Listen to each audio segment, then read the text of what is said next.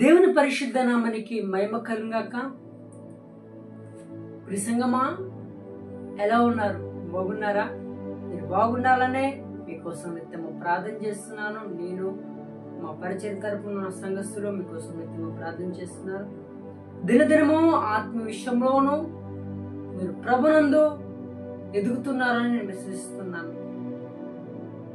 ఈ ఉదయకాల సమయంలో ఆ దేవుడు మనతో మాట్లాడబోతున్న సమాధానకరమైన ఆశీర్వాదపు వాక్యం కీర్తనలు 46వ అధ్యాయము మొదటి లేఖనం. దేవుడు మనకు ఆశ్రయమును దుర్గమనై ఉన్నాడు, ఆపత్కాలంలో ఆయన నమ్మకోదగిన సహాయకుడును. Praise the Lord. యెహోవా దేవుడు ఆశ్రయమును దుర్గమును, ఆపత్కాలంలో నమ్మకదగిన సహాయకుడు. నిజమే దేవుని ప్రజలారా, ఈరోజు ఆర్థికపరమైన సహాయం,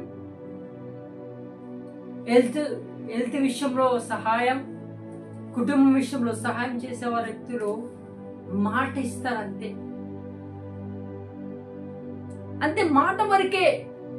కానీ ఆ మాట నెరవేర్చరు. కానీ యేసుక్రీస్తు ప్రభువారు ఆపత్కాలంలో ఆదుకోబడ నమ్మకమైన సహాయకుడు. శ్రమ అనే ఆపద వచ్చింది, మరణం అనే ఆపద వచ్చింది, నీకోసం ప్రాణం పెట్టేది సహాయం కాదా?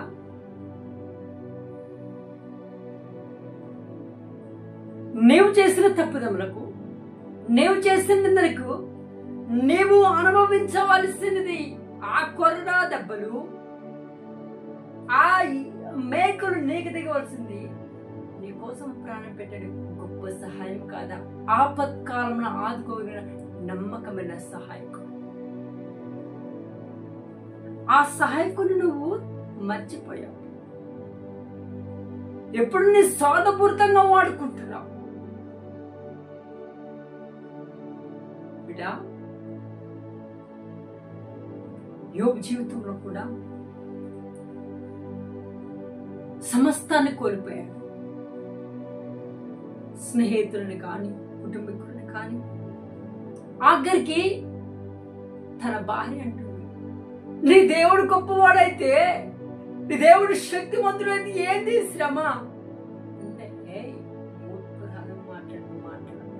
ఈరోజు ఆ వ్యక్తికి తెలిసిన వ్యాలు నీకు తెలవట్లే. క్రీస్తు మహిమ కార్యములు నీకు ఇంకా నువ్వు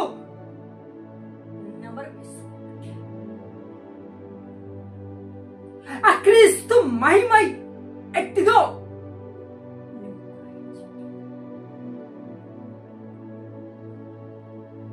దేవుని బిడ్డలారా, పరిశుద్ధ సమాజమా, నీ సహాయకుడు నీ దేవుడైన యెహోవాయే. కష్టమే రాని, నష్టమే రాని, అవమానమే కలగని, నిందలే రాని, శోధన రాని, శత్రువే నీపై తాండవించని,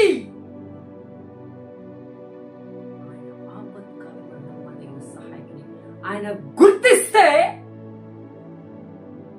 ఏ సమస్యనా, శోధనైనా, ఇబ్బందైనా నీ ఎదుట కనపడదు.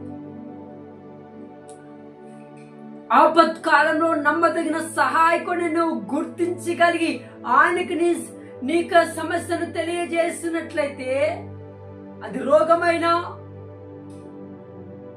అది బలహీనత అయినా, అది కష్టమే కానీ, హింసే కానీ, వేదన కానీ, శోధన కానీ, అవమానమే కానీ, నిందే కానీ, వాటన్నిటిది నుంచి విడిపించగల నమ్మకమైన సహాయుడు నేను ప్రకటిస్తున్న యేసుక్రీస్తు ప్రభువారు మాత్రమే. అది గుర్తించు.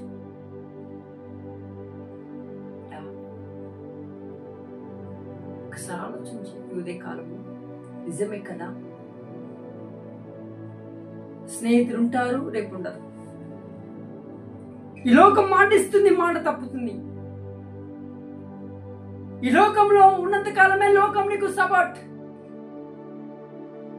నీ దగ్గర డబ్బులు కనబడినప్పుడే సావాసం, నీ దగ్గర మేడ మీద కనబడినప్పుడే బంధువులు, నీ దగ్గర మంచి బంగ్లా కారు కనపడినప్పుడే రక్త సంబంధం. అది గనక నీకు దూరం అయితే దిక్కులేని దానిగా, దిక్కులేని వాడిగా చేస్తారు లోకం. కుటుంబం కూడా అలా చేస్తుంది. బంగ్లా కావచ్చు, డబ్బు కావచ్చు, బంగారం కావచ్చు, ఇప్పుడున్నంత వరకే రక్త సంబంధికులైనా, కుటుంబీకులైనా, లోకమైన దోస్తులైనా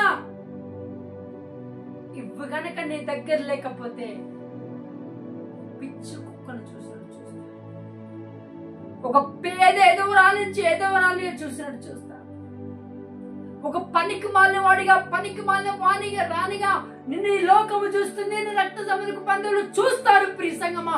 అందుకే నీ సహాయకుడు నీ గుర్తించు. ఆయన ఎవరంటే సృష్టికర్త అయిన యెహోవా అయిన యేసుక్రీస్తు ప్రభువారు. ఆయన నిజమైన స్నేహితుడు, ఆయన నిజమైన సహాయకుడు, ఆపత్కాలన నమ్మదగిన సహాయకుడు. నిజంగా ఈ ఉదయకాల సమయంలో వాక్యాన్ని నెమరు వేసుకుంటూ ఆలోచన పెట్టి కనుక నువ్వు గ్రహించితే ఈ సహాయకుడు నీ ఆపద నుంచి తొలగించును కాక. రండి మన వాక్యంతో ప్రార్థన. జీవగల మా తండ్రి, పరిశుద్ధాత్మ దేవుడా, ఈ వాక్యం ద్వారా నీ బిడ్డలతో మాట్లాడిన విధానం మీకు స్తోత్రాలు. దేవుని ఆశ్రయించి ఎవరైతే నేను గుర్తించారో, ఎవరైతే ఆలోచన పడి నిజమైన దేవుడు ఈయనే గుర్తింపులోకి వస్తున్నారు, వాళ్ళ పట్ల కృప చూపించి మైపల్లి క్రీస్తు బిడ్డ పెడుతున్నాడు వేడుకున్నాము. ఆమేన్.